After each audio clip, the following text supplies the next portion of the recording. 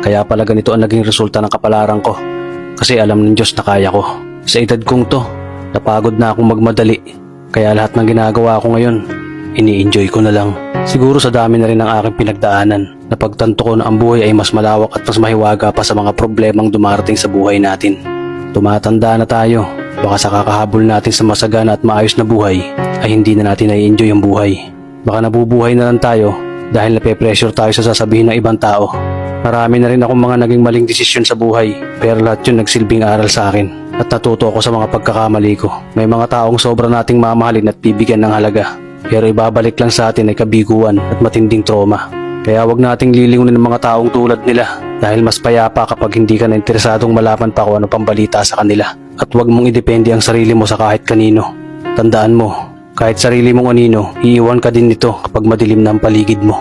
Kailangan natin matutunan na huwag ikumpara ang sarili natin sa iba dahil hindi natin laban ang laban nila. Karera mo to, di nila karera. Dahil ang buhay ay hindi naman nasusukat sa kung sino ang mayaman, kundi kung sino ang payapa.